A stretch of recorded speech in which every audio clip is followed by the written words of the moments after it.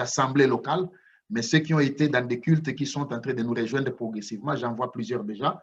Que Dieu les bénisse richement. Et le temps qui va nous rester, nous allons partager ensemble pour qu'à l'heure de Kinshasa, si Dieu le veut, que nous puissions traverser ensemble avec eux l'année 2020 pour entrer, Dieu voulant, dans l'année 2021.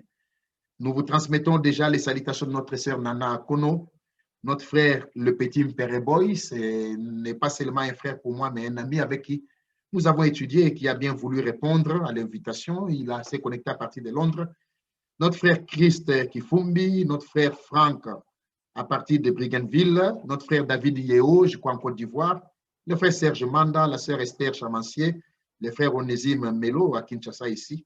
Tous nous ont salués au nom du Seigneur Jésus-Christ. Il y a notre frère Ngongo à Denderle, dans la région flamande, en Belgique, qui est aussi avec nous, qui vient de se connecter aussi. Il est un homme de Dieu aussi. Que Dieu nous bénisse tous et que Dieu bénisse chacun d'entre nous. Mon frère Sam, tu es là? Oui, mon frère, je suis là. Oui, mon frère. Dieu te bénisse et qu'il te fortifie, frère. Je t'invite à prendre la parole, homme de Dieu.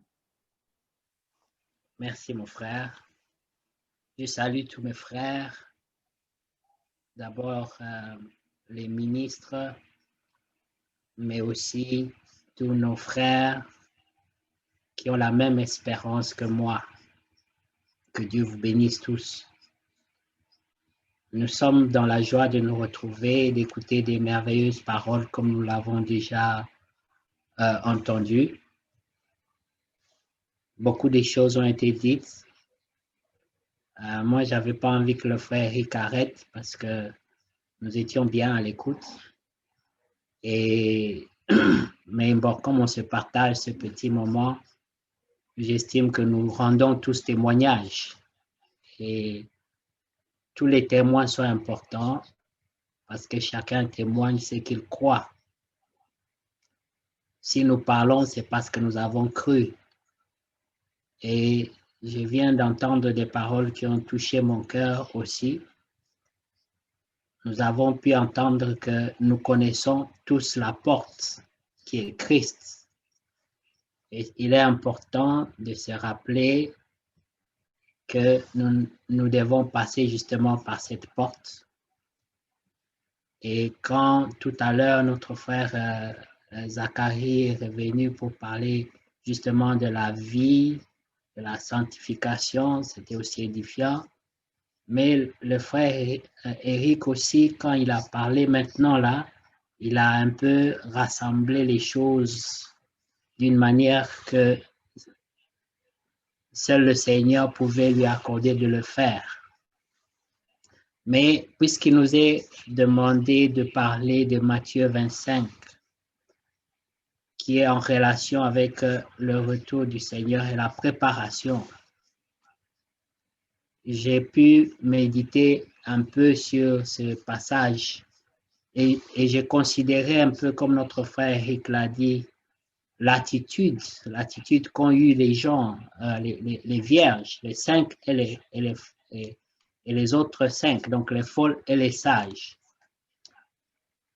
Et nous pouvons voir qu'il y avait deux attitudes. Il y avait l'attitude de préparation, mais il y avait aussi l'attitude de celles qui étaient déjà prêtes. Donc, en ce moment-là, ce n'était plus le moment de la préparation, comme notre frère Eric vient de nous le souligner. Et il est important de constater ces aspects-là. Il y aura un temps où ce ne sera plus le temps de la préparation. Et je crois que aussi longtemps que la grâce demeure, nous avons la possibilité de nous préparer. Mais cependant, nous remarquons dans cette écriture de Matthieu 25, 10, que lorsque la voix a retenti, tout était dans l'assoupissement. Et les folles et les sages. Donc, ce qui allait déterminer la suite des événements, ce n'est pas ce qu'ils allaient faire en ce moment-là, mais c'est ce qu'ils avaient déjà fait avant que l'appel retentisse. Donc, avant de s'assoupir, elles avaient déjà une une disposition qui allait déterminer leur capacité de répondre à la voix au moment de l'appel. Et nous remarquons que l'attitude des sages, c'était, comme le frère Eric venait de le répéter, de prendre de l'huile en réserve. Ça veut dire qu'elles ont pris des précautions. Elles ont été plus loin que ce qui était le minimum. Parce qu'aujourd'hui, les croyants peuvent choisir de vivre le minimum de ce que la parole demande. Ou alors, il y en a aussi qui cherchent encore à aller au maximum, s'ils le peuvent, par la grâce de Dieu, afin d'être prêts. Maintenant, les folles avaient pris de l'huile.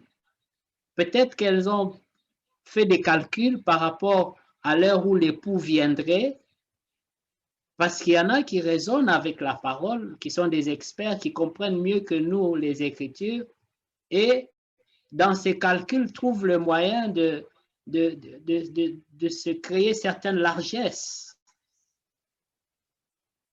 Et cela a permis aux folles d'être dans la paix et de se réjouir dans l'attente de l'enlèvement.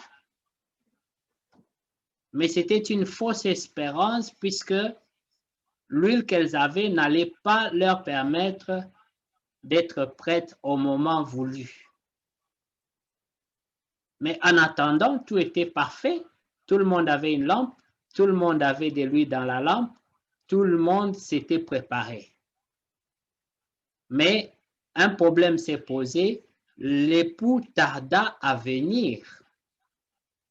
Ça veut dire que les choses se sont tirées plus long. Voilà pourquoi l'Écriture parle tout le temps de persévérance. C'est lui qui persévérera jusqu'à la fin. Si l'époux était venu un peu plus tôt, peut-être que les folles allaient être prêtes.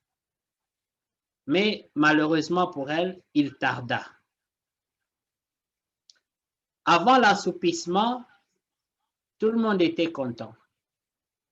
Mais avec la durée du temps, l'onction qui était sur les folles ne pouvait pas leur permettre d'être prêtes au moment où la voix a retenti.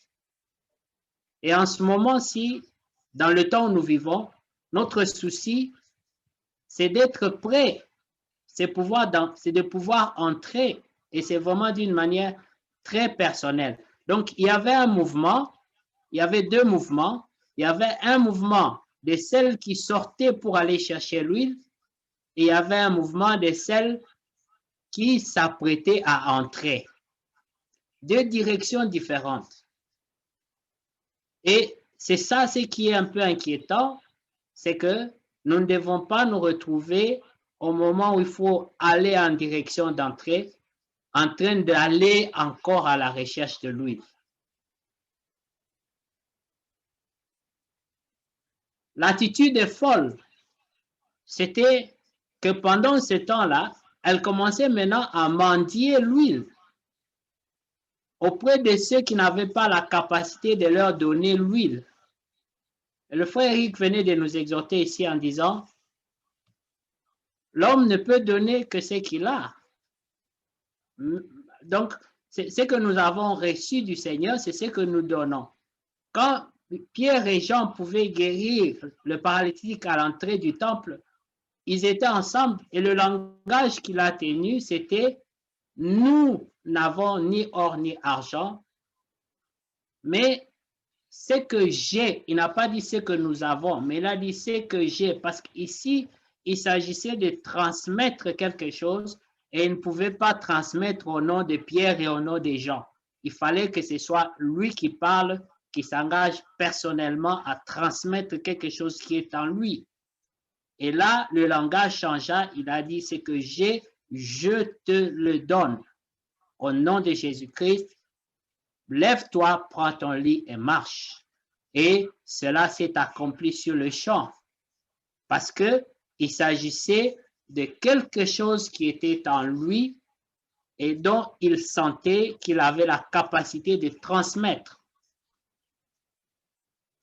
Le frère Zacharie, en parlant tout à l'heure aussi, avait parlé de la première prédication, la dernière prédication, des choses que nous avons beaucoup entendues. Et la première prédication nous ramène dans Acte 2. Dans Acte 2, si nous prenons le verset 38, si vous me permettez qu'on puisse lire ça rapidement, ce sont des écritures qui nous sont très familières, mais des fois, comme Frère Branham disait, nous y trouvons des pépites, des petites choses qui nous aident un peu à méditer sur certains détails. Et dans Acte 2, au verset 38, il est écrit, Pierre leur dit, répentez-vous et que chacun de vous soit baptisé au nom de Jésus-Christ pour le pardon de vos péchés et vous recevrez le pardon du Saint-Esprit, le don du Saint-Esprit. Car la promesse est pour vous, pour vos enfants et pour tous ceux qui sont au loin, en aussi grand nombre que le Seigneur notre Dieu les appellera. Voilà ces choses-là que nous considérons comme le lait aujourd'hui, c'est le point de départ, l'expérience avec Dieu. Et quand, malgré que le frère Eric ne l'a pas dit dans ces termes, mais quand il parlait tout à l'heure, c'est ce qui retentissait dans mon cœur. Avoir un bon départ avec le Seigneur, expérimenter la nouvelle naissance, respecter les premiers pas dans la foi, afin que la suite de la marche soit soutenue par le Saint-Esprit. Dans ces choses-là, il y avait 4 choses. Il y avait la repentance, parce que après avoir écouté, comme il est écrit au verset 37, ils eurent d'abord le cœur vivement touché. Si la parole de Dieu n'a pas touché un cœur, la personne ne peut pas expérimenter une véritable repentance. Pourtant, ce sont des premiers pas qui vont avoir beaucoup d'impact dans la suite de la marche et dans la croissance du croyant. Il dit, repentez-vous. Ensuite, il dit, soyez baptisés. C'est la deuxième instruction.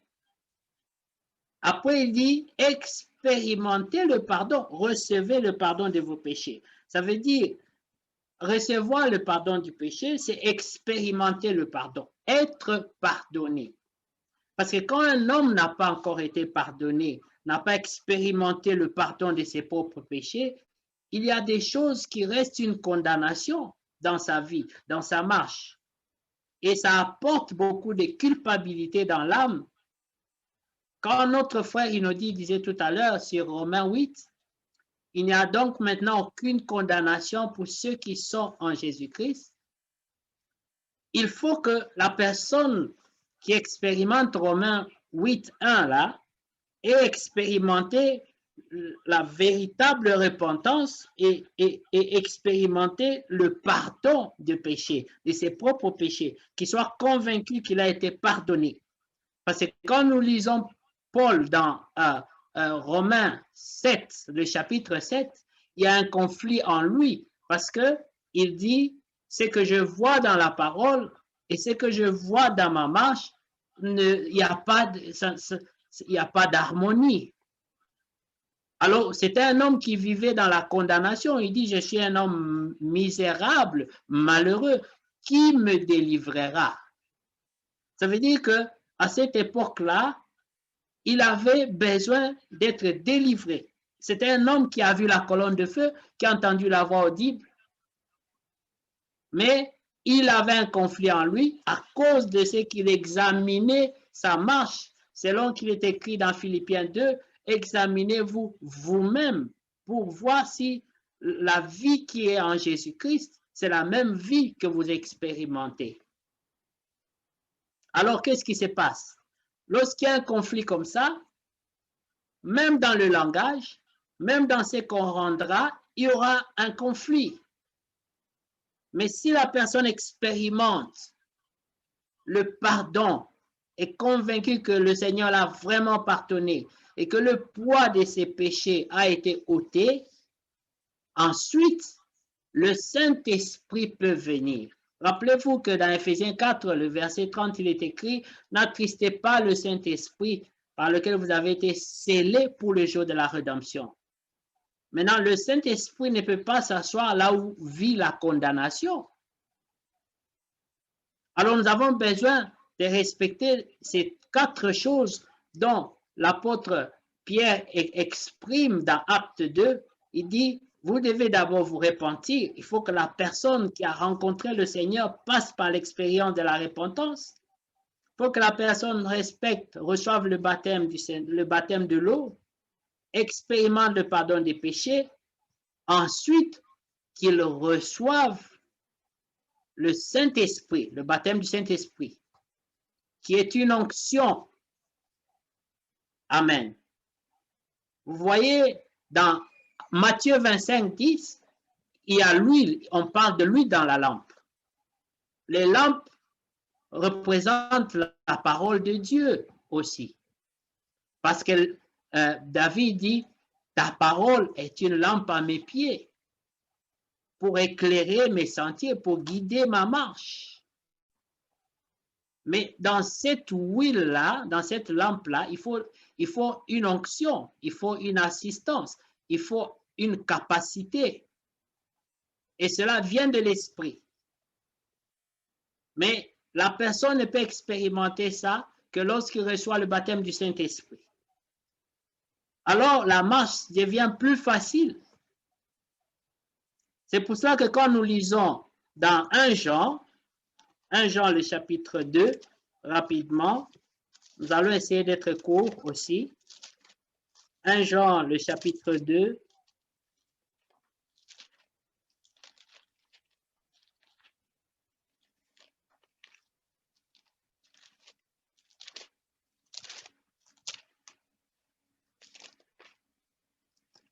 Jean le chapitre 2, je vais prendre à partir du verset 27, 27, voilà, il est écrit, pour vous, l'onction que vous avez reçue de lui demeure en vous. Et vous n'avez pas besoin qu'on vous enseigne, mais comme son onction vous enseigne toutes choses et qu'elle est véritable et qu'elle n'est point un mensonge, demeurez en lui selon les enseignements qu'elle vous a donnés.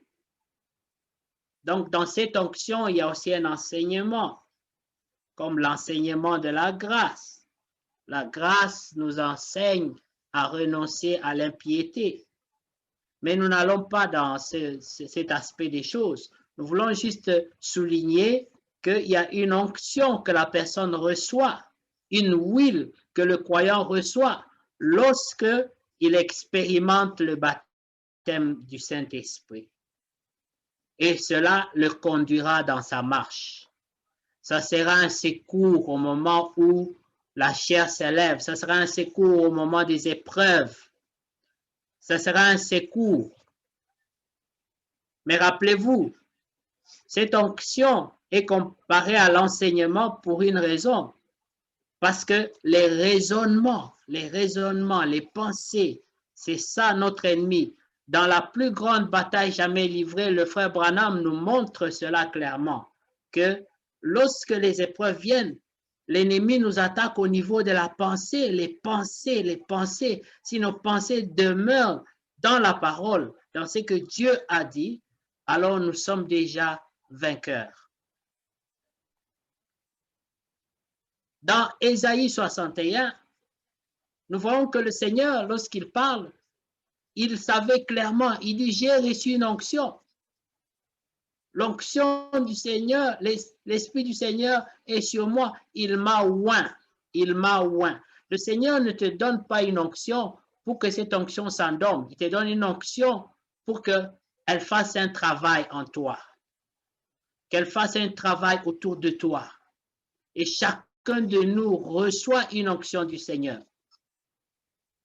Et c'est cette onction qui va déterminer tes actions, qui va déterminer ce que tu feras par la suite.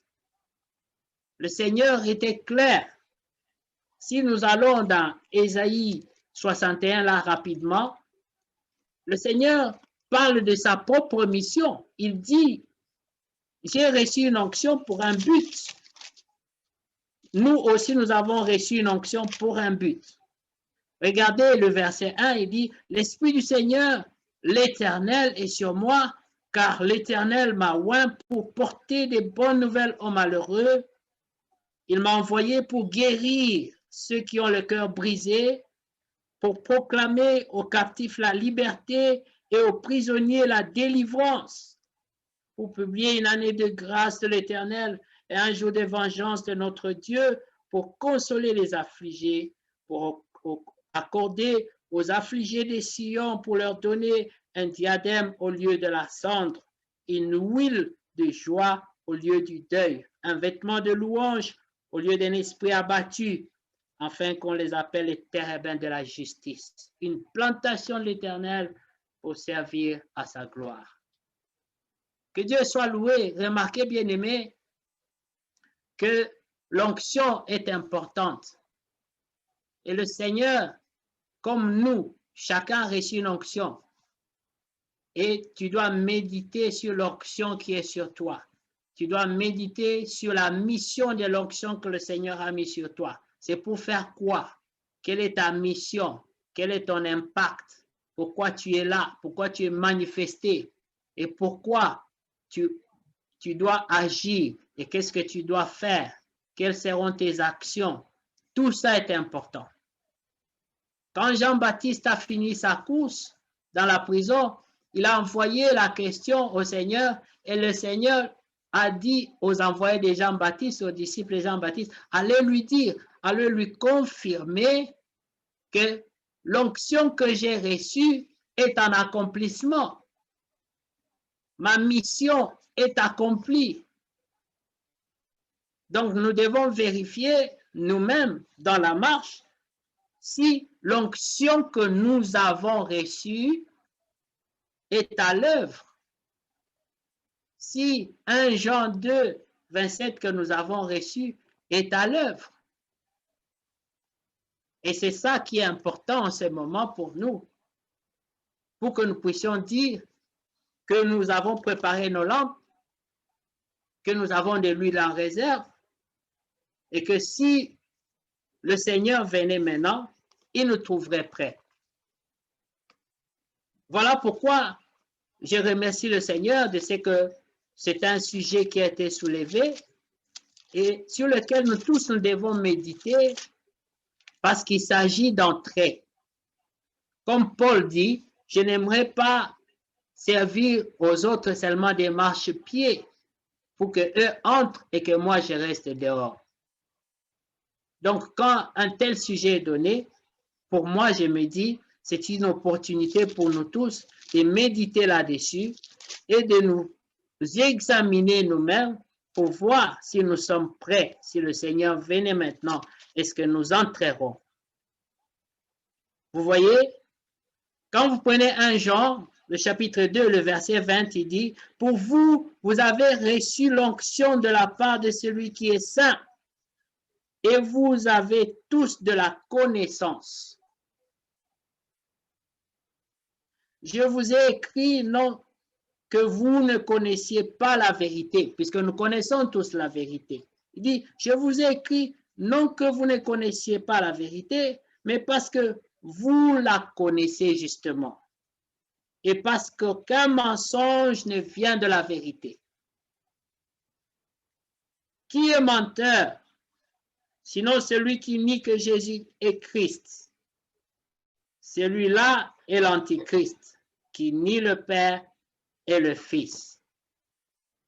Dans Jean 17, le verset 3, le Seigneur dit, « Oh, la vie éternelle, celle qui te connaissent, toi, le seul vrai Dieu, et Jésus-Christ, un Fils que tu as envoyé. » Ça, c'est la révélation personnelle. Connaître Dieu, connaître Jésus. Le Seigneur pouvait dire, si vous ne voulez pas reconnaître qui je suis, vous mourrez dans vos péchés.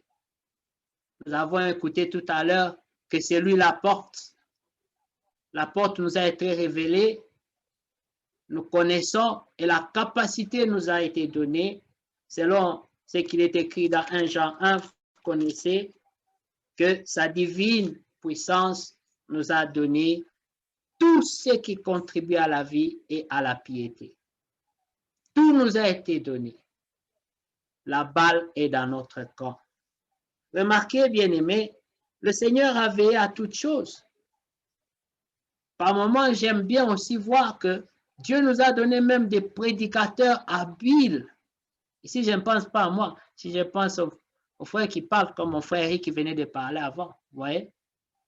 Certainement qu'il rigole s'il écoute. Mais le Seigneur a pourvu à toutes choses. Et c'est le moment où nous devons revenir à ce qui est essentiel. Examiner les choses. Ces derniers temps, chaque fois que le frère Franck parle, je suis très attentif. J'attends une instruction, j'attends quelque chose de plus. J'attends qu'il dise quelque chose qui pourrait m'aider d'aller encore plus de l'avant. Et je me rends compte que tout a été déjà donné. Maintenant, si nous n'arrivons pas à nous préparer avec ce que nous avons en possession, c'est que nous ne nous préparerons jamais. Le temps est fort avancé. Remarquez,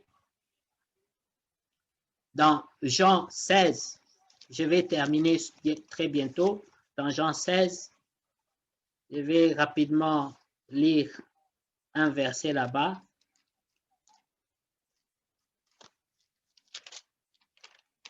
Jean, le chapitre 16. Il est parlé du travail que le Saint-Esprit devait faire, puisque nous avons parlé de l'onction. Au verset 7, il est écrit, « Cependant, je vous dis la vérité. » Jean 16, verset 7. « Cependant, je vous dis la vérité, il vous est avantageux que je m'en aille, car si je ne m'en vais pas, le Consolateur ne viendra pas vers vous. Mais si je m'en vais, je vous l'enverrai. » Mais pourquoi est-ce que le Saint-Esprit devait être envoyé? C'est pour un travail, c'est pour une mission. Et il est écrit ici, au verset 8, « Et quand il sera venu, il convaincra le monde en ce qui concerne le péché. » Cela, ça nous ramène à ce que nous avons dit de Acte 2, où la première action qui suit après l'intervention du Saint-Esprit par la prédication, c'est la repentance. Et la repentance, pour qu'elle ait lieu, il faut que la personne qui a reçu la parole soit convaincue de son péché, pour qu'il décide de se repentir. Comme nous avons lu dans Acte 2, ils eurent le cœur vivement touché. Et le Saint-Esprit convainc du péché, pas seulement du péché, mais aussi de la justice. Pas seulement de la justice, mais aussi du jugement. Voilà un aspect que nous oublions, que nous mettons souvent à côté, le jugement. À la fin, il faut qu'il y ait un jugement. Mais tous les prédicateurs de la grâce n'aiment pas beaucoup toucher à cet aspect du jugement. Parce que, justement, nous ne voulons pas nous attarder aux choses qui sont difficiles pour nous. Parce que nous sommes encore dans la chair, nous avons encore beaucoup de combats à livrer, nous avons encore beaucoup de victoires à remporter. Et Dieu a mis tout ce qu'il faut à notre disposition pour que nous puissions vaincre. Remarquez ceci, bien-aimés. Le Seigneur l'explique. Il dit au verset 10, « De la justice parce que... » Non, au 9. « En ce qui concerne le péché parce qu'il ne croit pas en moi. De la justice parce que je vais au Père et que vous ne me verrez plus. Le jugement parce que le prince de ce monde est jugé. » Des aspects qu'on pourrait méditer dessus et trouver encore des pépites, mais nous ne sommes pas là pour un enseignement très approfondi. Nous voulons juste souligner la pensée du thème. Dans Apocalypse 19, 7, que notre frère Eric a souligné d'ailleurs, nous voyons que l'épouse s'est préparée. Elle était prête. L'état de l'épouse, c'est ça notre méditation. Quel est l'état de l'épouse? Est-ce que c'est une épouse qui s'apprête à aller chercher l'huile ou bien c'est une épouse qui a déjà de l'huile en réserve? Voilà la méditation que nous devons tirer là-dessus. Ma petite contribution pour ce soir, c'est que nous devons méditer sur notre état. Est-ce que nous sommes cette épouse qui a une lampe avec de l'huile et qui n'a rien en réserve et qui ne sait pas quoi faire au cas où la voix appellerait maintenant? Et nous avons entendu que la voix a retenti déjà. Alors, dans Apocalypse 21, nous voyons toujours que cette épouse est prête. Quand nous regardons aussi dans Apocalypse 22, 17, à partir du verset 12 jusqu'à 17, vous pouvez voir ce que le Seigneur dit. Nous allons terminer là-bas peut-être. Prenons Apocalypse 22.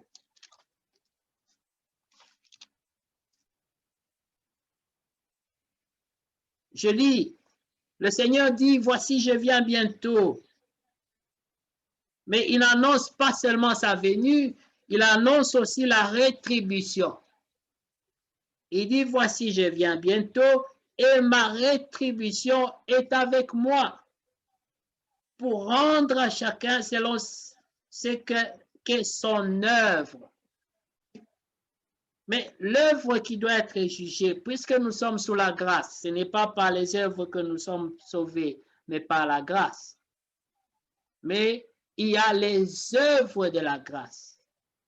Nous ne pouvons peut-être pas rentrer dedans, mais quand vous vous rappelez que dans Ephésiens 2, je crois le verset 10, il est écrit que même les bonnes œuvres ont été préparées d'avance pour que nous les pratiquions. Et les robes de fin lin blanc représentent les bonnes œuvres. C'est la capacité que Dieu donne. Comme Paul dit, ce n'est pas que nous sommes capables de faire quoi que ce soit convenant de nous-mêmes, mais notre capacité au contraire vient de Dieu. Et cette capacité est là à la disposition de chacun de nous. Il suffit seulement que nous le reconnaissions. Les apôtres ont essayé de faire la délivrance, ils n'ont pas pu. Ils ont essayé de faire des miracles, ils n'ont pas pu. Mais à la fin, ils sont retournés vers celui qui était la porte et lui ont dit, Seigneur, augmente notre foi. Le problème de cette génération, c'est un manque de foi. Nous ne croyons pas que le Seigneur est capable de nous rendre capables. Nous ne croyons pas que le supernaturel est encore possible. Mais nous sommes un âge béni parce qu'on a eu un prophète puissant dans cet âge et le supernaturel est une réalité. Le supernaturel est à notre disposition. Remarquez que la mission qui était impossible pour Élie, pour beaucoup d'autres prophètes, elle n'était pas pour Jéhu. Quand Jéhu est venu, ce qui était difficile est devenu facile. La grande montagne Jézabel, qui était redoutable, est devenue facile. C'est ça la capacité que Dieu peut donner à un vainqueur. C'est que la foi qu'avait Jéhu faisait qu'avant que Jéhu n'arrive, le témoignage le devançait et les gens tremblaient avant son arrivée. C'était sa foi. Dieu lui a donné cette foi, lui a donné cette détermination, ce zèle, où il pouvait dire, venez voir comment je déploie mon zèle pour l'Éternel. Où sont les vainqueurs de cet âge? Où est l'épouse de cet âge qui a reçu un message de l'heure et qui a reçu un serviteur fidèle et prudent qui a crié au réveil, qui a crié toutefois, et des prédicateurs équipés qui prêchent, qui nous montrent les choses clairement pour que nous soyons assez équipés et que nous puissions vaincre. Que le Seigneur vous bénisse, mes bien-aimés. Le Seigneur ne vient pas seul, il n'annonce pas seulement sa venue, il annonce la rétribution avec lui. Il dit, pour rendre à chacun selon ses œuvres, je suis l'alpha et l'oméga, le premier et le dernier, le commencement et la fin. Heureux ceux qui lavent leurs robes afin d'avoir droit à l'arbre de vie et d'entrer par les portes de la ville. Dehors les chiens, les enchanteurs, les impudiques, les meurtriers, les idolâtres, et quiconque aime et pratique le mensonge. Moi, Jésus, j'ai envoyé mon ange pour vous attester ces choses dans les églises. Je suis le rejeton de la postérité de David, l'étoile brillante du matin. Et l'esprit et l'épouse disent, viens. Le langage de l'épouse, le langage de l'esprit, c'est le même en ce temps. Nous ne parlons pas un langage différent. Celui qui est prêt dira, viens. Celui qui n'est pas prêt dira, attends d'abord. Mais si l'esprit dit, viens, et que l'épouse dit, attends d'abord, quelque chose ne va pas. Ce n'est pas le moment d'être se préparer, c'est le moment d'être prêt. Que le Seigneur vous bénisse et que le Seigneur bénisse tous les prédicateurs qui nous ont bénis ce soir, ainsi que tous mes bien-aimés qui sont là rassemblés pour qu'on communie ensemble. Mes meilleurs vœux de fin d'année, que le Seigneur nous aide en 2001 afin que nous soyons tous vainqueurs. Que les plus faibles soient fortifiés et que nous nous aimions davantage parce que l'amour fraternel est un commandement. Que Dieu vous bénisse. Merci, frère Nazaire, et merci à vous tous, mes bien-aimés. Amen. Frère Sam, pendant que vous êtes là, vous pouvez prier avec nous. Amen. Prions. Tendre Père Céleste, merci pour ce moment que tu nous as accordé pour communier avec nos frères, Seigneur, pour méditer sur les choses qui nous concernent tous. Seigneur, nous sommes dans la chair. La Bible dit clairement que la chair a des désirs contraires à ceux de l'esprit. Mais la parole nous enseigne que nous pouvons la contrôler avec ton aide, Seigneur. Donne-nous l'onction des vainqueurs. Donne-nous d'être prêts et non d'être dans l'esprit de préparation. Car les temps sont avancés. Nous avons vu que les vierges avaient deux attitudes. Il y en avait qui pensaient à la préparation, mais il y en avait qui étaient prêtes, Seigneur. Oh, la Bible dit, celles qui étaient déjà prêtes, c'est celles qui entrèrent. Oh Seigneur, aide-nous à racheter le temps, rends-nous prêts. Ne nous garde pas dans un état de préparation, mais rends-nous prêts, Seigneur, car le temps est parti. Nous prions pour notre frère Franck, bénis-le, Seigneur, fortifie-le dans la chair, fortifie tous ces prédicateurs que tu as équipés, à qui tu as donné l'onction pour nous enseigner, Seigneur. Mais que ces choses saintes ne soient pas foulées aux pieds, mais que nous le recevions, Seigneur. Comme il est écrit, ils reçurent la parole et ils crurent cette parole, que nous puissions la croire et que la vie de cette parole, que l'onction qui en émane, nous donne la capacité de vaincre dans cet âge mauvais, Seigneur.